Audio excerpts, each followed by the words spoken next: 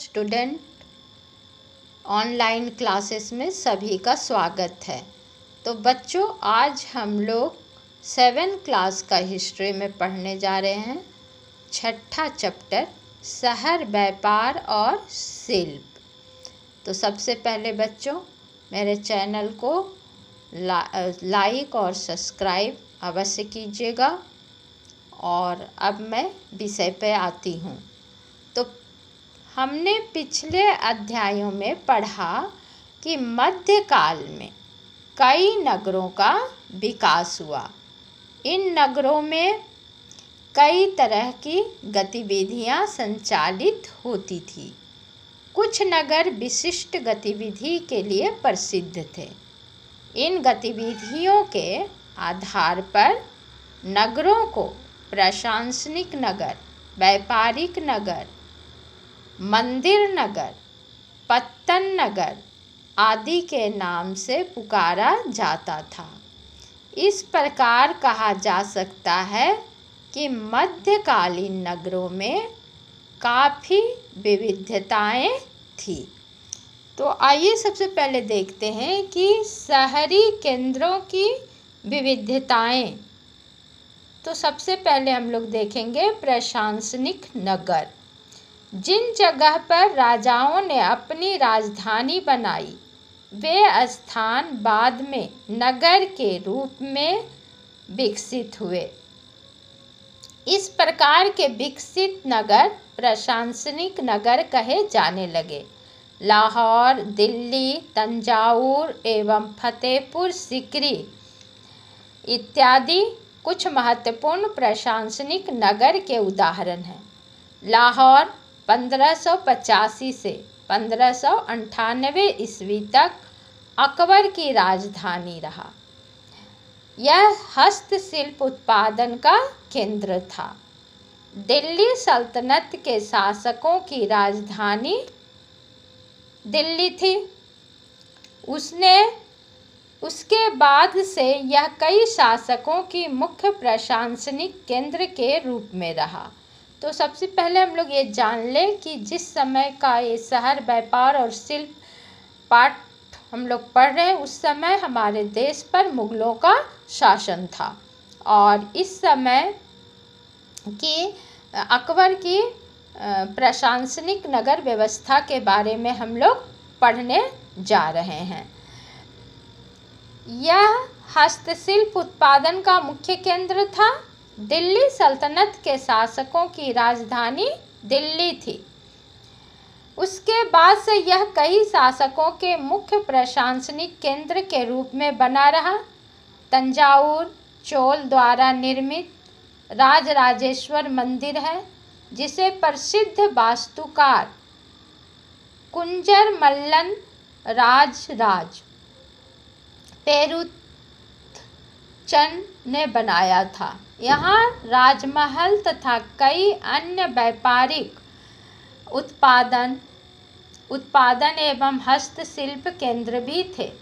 यहाँ के मूर्तिकार उत्तम कांस्य मूर्तियाँ तथा लंबे सुंदर घंटा धातु के दीप बनाते थे।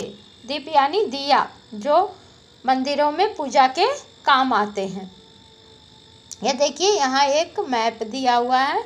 बच्चों, इसे देखिएगा कि किस किस जगह पर कौन कौन सी चीज़ें बनाई जाती थी। ये हम लोग आगे देखेंगे, लेकिन आप लोग मैप को अच्छी तरह से देख लीजिए और इसे दिमाग में बैठा लीजिए। मंदिर नगर एवं तीर्थ स्थल। मध्यकाल में विभिन्न स्थानों पर कई मंदिर बनाए गए थे। मध्यकाल मुगल पीरियड को मध्यकाल भी कहा जाता है। कालांतर में इसमें से कुछ स्थान नगरों में परिवर्तित हुए, जिन्हें मंदिर नगर कहा जाने लगा। मंदिर अक्सर समाज और अर्थव्यवस्था दोनों के लिए ही अत्यंत महत्वपूर्ण होते थे। आपने अध्याय 2 में पढ़ा कि मंदिरों को प्रायः राजाओं के द्वारा ही बनवाया जाता था। राजा अपने शक्ति प्रदर्शन के लिए और अपने वैभव शाली प्रतिभा को दिखाने के लिए लोग धार्मिक कार्य अधिक करवाते थे और मंदिरों का निर्माण करवाते थे। इस कार्य से वे विभिन्न देवी देवताओं के प्रति अपना भक्ति भाव भी दर्शाते थे। ये मंदिर धार्मिक अनुष्ठान एवं पर्वोत्सव मनाने के केंद्र थे। पर्व त्योहार उत्सव मनाने के केंद्र थे। इस अवसर पर अनेक तीर्थयात्री भी शामिल होते थे। तीर्थयात्रियों तथा पुरोहित पंडितों के लिए भोजन की व्यवस्था भी मंदिर में ही होती थी। ये सभी कार्य राजाओं के द्वारा कराए जाते थे। अनुदान एवं तीर्थयात्रियों के द्वारा दिए गए चढ़ावे से संपन्न होता था। कालांतर में मंदिरों के आसपास बड़ी संख्या में पुरोहित, पुजारी, शिल्पी, कामगार, व्यापारी आदि बसने लगे। इस प्रकार मंदिर नगरों का विकास हुआ। ऐसे नगरों के कई उदाहरण मिलते हैं। गुजरात का सबसे नामी मंदिर सोमनाथ है। मध्यकाल में भील स्वामी भिलसा या विदिशा है। आंध्र प्रदेश में तिरुपति एवं तमिलनाडु में कांचीपुरम तथा मदुरई आदि प्रमुख मंदिर नगर है। अब है कांसा, घंटा धातु और लुप्त मोम तकनीक। कांसा पीतल, आप लोग साइंस में पढ़े होंगे कि कांसा किसे कहा जाता है। तो पीतल और टीन से ये धातु का निर्माण किया जाता है। कांसा एवं घंटा धातु तांबे और रांगे यानी टीन की एक मिश्र धातु है। मैंने मिलाकर बनाया जाता है तांबा और टीन का मिश्रण से। लेकिन घंटा धातु में रांगे यानी टीन का अनुपात अपेक्षाकृत अधिक होता है। इससे घंटे जैसी ध्वनि निकलती है। चोलकालीन कांस्य मूर्तियाँ लुप्त मोम तकनीक से बनाई जाती थी। इस प्रविधि के अंतर्गत मोम की एक प्रतिमा बनाकर चिकनी मिट्टी का लेप लगाया जाता था।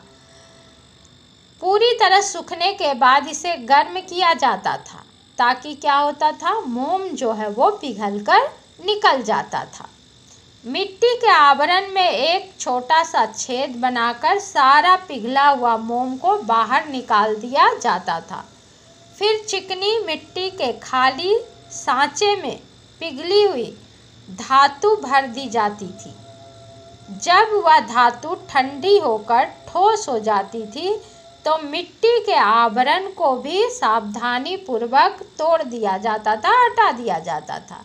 इस प्रकार निकली मूर्ति को चमकाया जाता था।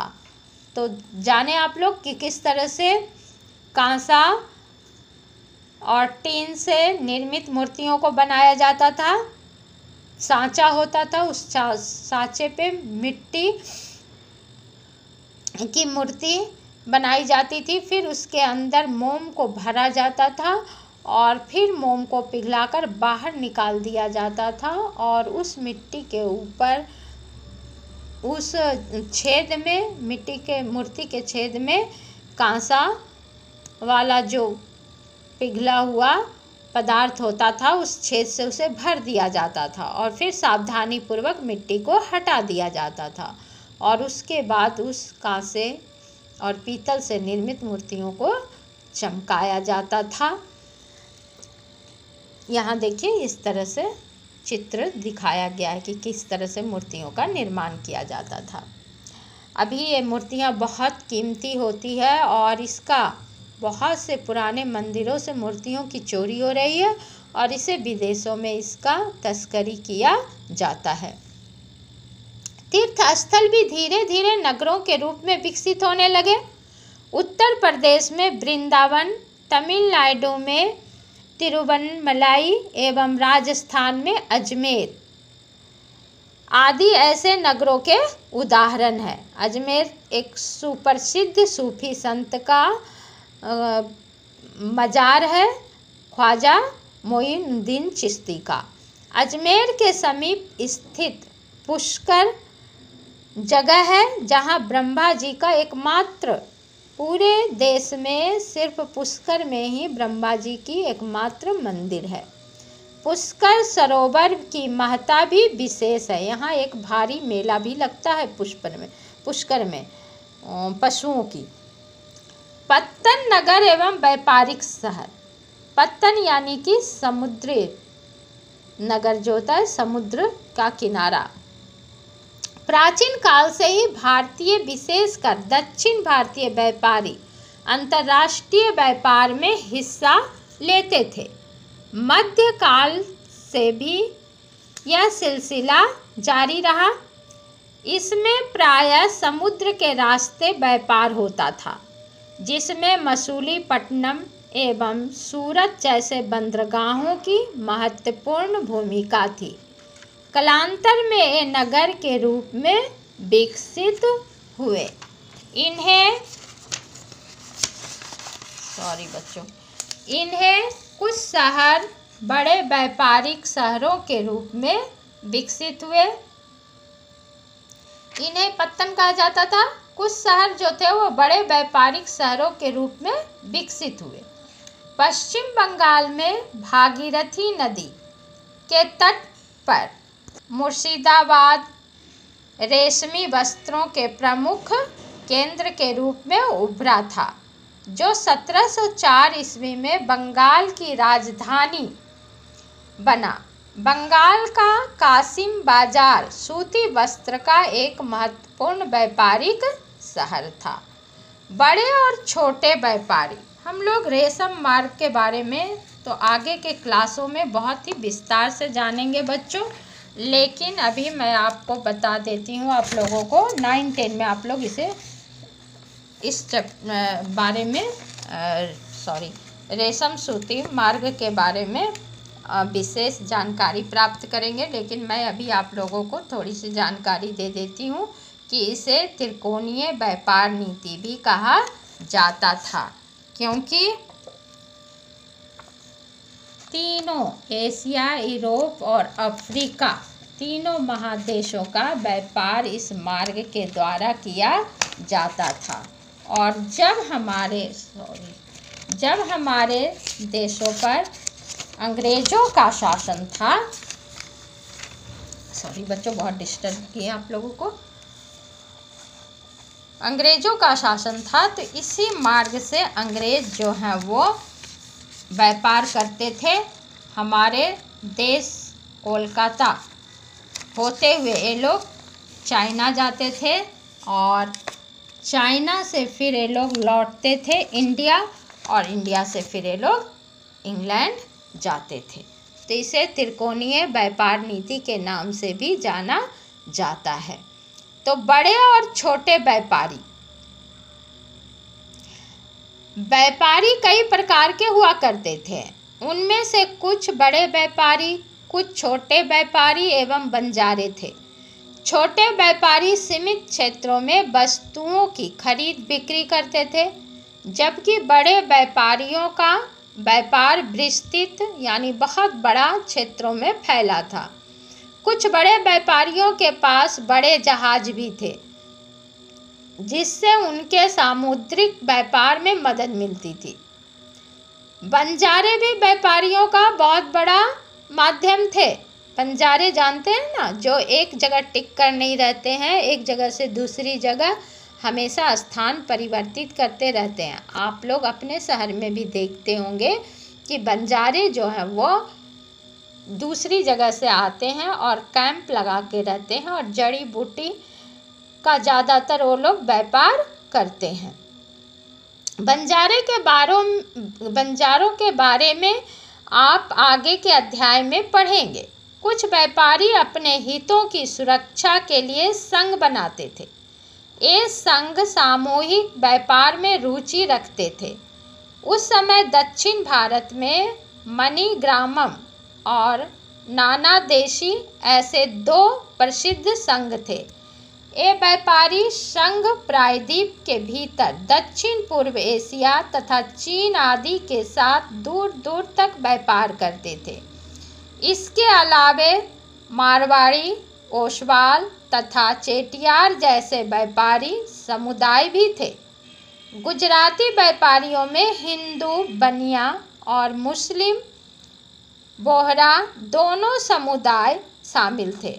उनका व्यापार लाल सागर के बंदरगाहों व फारस की खाड़ी, पूर्वी अफ्रीका, दक्षिण पूर्व एशिया तथा चीन तक फैला था।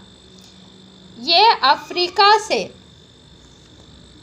सोना और हाथी के दांत मंगाते थे। वे दक्षिण पूर्व एशिया और चीन से मसाले, टीन, मिट्टी के नीले बर्तन और चांदी खरीदने के बदले में वे इन क्षेत्रों में कपड़े और मसाले बेचते थे। नगरों में शिल्प। बीदर वर्तमान कर्नाटक राज्य का एक शहर है। मध्यकाल में यह शिल्पकारिता के लिए प्रसिद्ध था।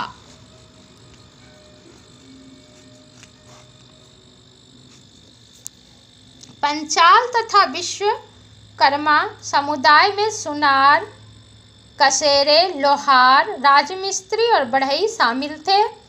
मंदिरों, राजमहलों, बड़े बड़े भवनों, तालाबों और जलाशयों आदि के निर्माण में इनकी महत्वपूर्ण भूमिका है। इसी प्रकार कैकोलार बुनकर समुदाय था जो कपड़े बुनते थे। मध्यकाल में ये समुदाय काफ़ी समृद्ध हुए। हम्पी, मछलीपट्टनम और सूरत। नज़दीक से एक नज़र। हम्पी की वास्तुकला का सौंदर्य। हम्पी विजयनगर साम्राज्य की राजधानी थी। हरिहर एवं बुक्का नामक दो भाई थे। इनके द्वारा विजयनगर साम्राज्य की स्थापना 1336 ईस्वी में की गई थी। अंडरलाइन कीजिएगा बच्चों इसे। कृष्णदेव राय के शासनकाल में हम्पी अपनी समृद्धि की चरम सीमा पर था। यह स्थापत्य कला, व्यापार आदि के लिए प्रसिद्ध थी। हम्पी कर्नाटक के कृष्ण और तुंगभद्रा नदियों की घाटी में स्थित था। इसकी 3 दिशाओं में खाड़ी चट्टानों की प्राकृतिक दीवारें थी। वर्तमान में यह खंडहर के रूप में मौजूद है। हम्पी के शानदार खंडहरों से पता चलता है कि यहाँ कभी समृद्धशाली साम्राज्य रहा होगा।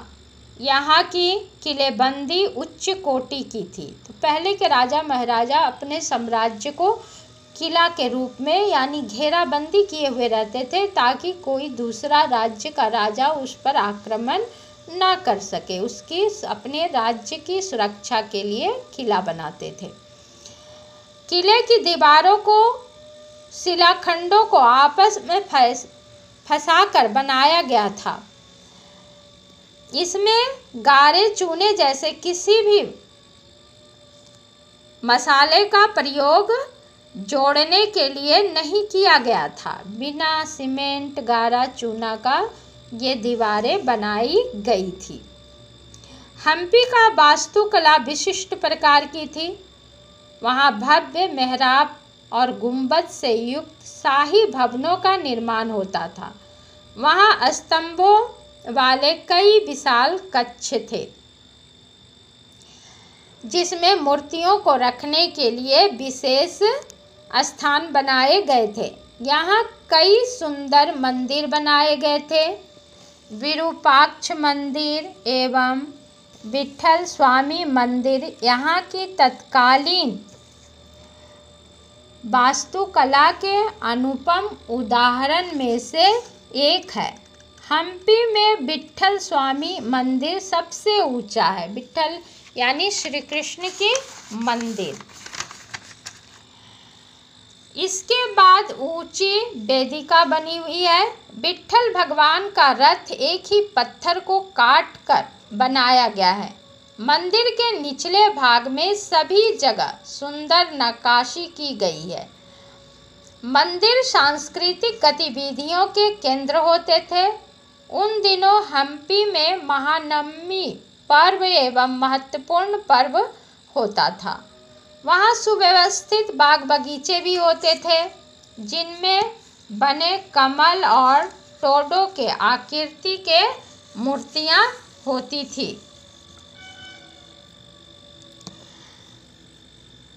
15वीं 16वीं शताब्दी के अपने समृद्ध काल में हम्पी कई वाणिज्यिक और सांस्कृतिक गतिविधियों का केंद्र था। 1565 में दक्कनी सुल्तानों गोलकुंडा, बीजापुर, अहमदनगर, बरार और बीदर के शासकों के हाथों विजयनगर की पराजय के बाद हम्पी का अस्तित्व ही समाप्त हो गया था। मसूलीपट्टनम आंध्र प्रदेश में कृष्णा नदी के डेल्टा पर स्थित मसूलीपट्टनम को मछलीपट्टनम के नाम से भी जाना जाता है। 17वीं शताब्दी में यह नगर विभिन्न प्रकार की गतिविधियों का केंद्र था। ब्रिटिश, डच और फ्रांसीसी कंपनियों का अधिकांश व्यापार इसी बंदरगाह के द्वारा होता था। हॉलैंड और इंग्लैंड की व्यापारिक गतिविधियों ने आंध्र तट के सबसे महत्वपूर्ण पत्तन मसूलीपट्टनम नियंत्रण प्राप्त करने का प्रयास किया। हॉलैंड वासियों यानी डचों ने यहाँ एक किला का निर्माण करवाया था जिसे मसूलीपट्टनम कहा जाता था। अब है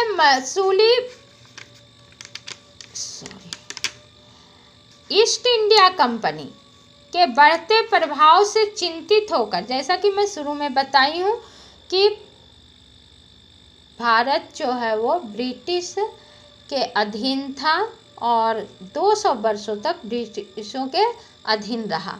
सबसे पहले यहाँ ईस्ट इंडिया कंपनी के लोग व्यापार करने के लिए आए थे और धीरे धीरे ये लोग भारत पर अपना अधिकार जमाते चले गए, अधिकार कायम कर लिया, जिसके कारण भारत को 200 वर्षों तक गुलामी का दिन देखना पड़ा।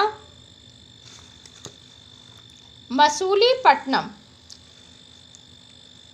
इसको हम लोग जान लिए। अब हम लोग देखेंगे ईस्ट इंडिया कंपनी के बढ़ते प्रभाव से चिंतित होकर गोलकुंडा के कुतुबशाही शासकों ने कपड़ों, मसालों और अन्य चीज़ों की बिक्री पर शासक का अधिकार स्थापित उस पर हो गया था। शहर की घनी आबादी और शहर को समृद्धशाली बनाने में गोलकुंडा के कुलीन वर्गों तेलुगु, कोमटी, चटियार और यूरोपीय व्यापारियों तथा फारसी सौदागरों का अहम योगदान था।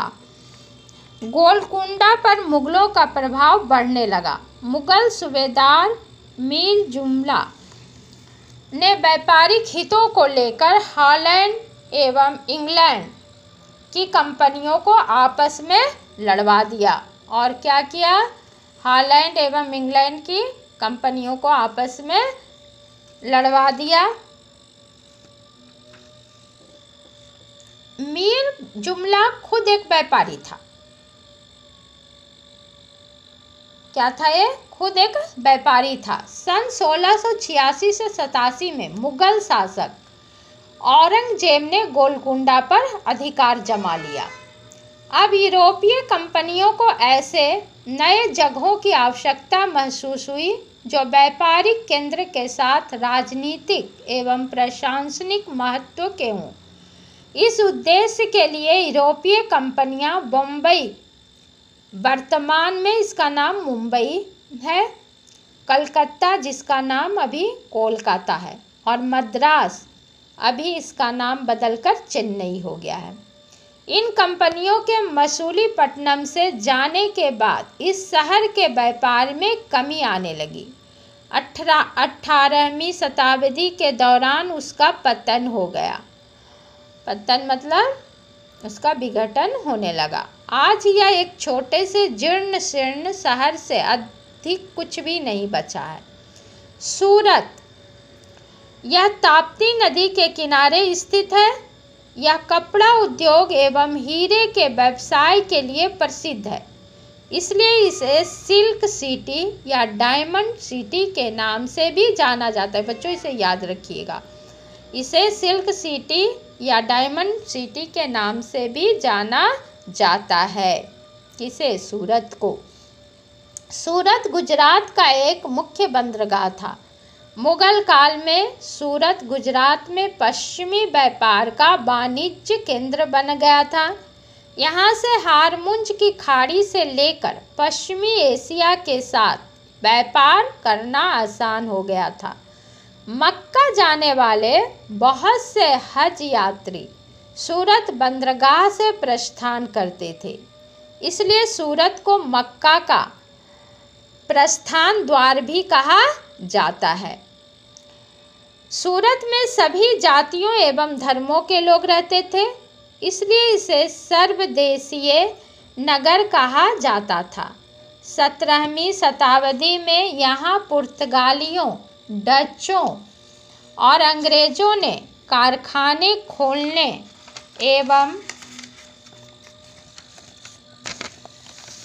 एवं माल गोदाम बनाने लगे। यहाँ पे कहाँ? सूरत में। अंग्रेज इतिहासकार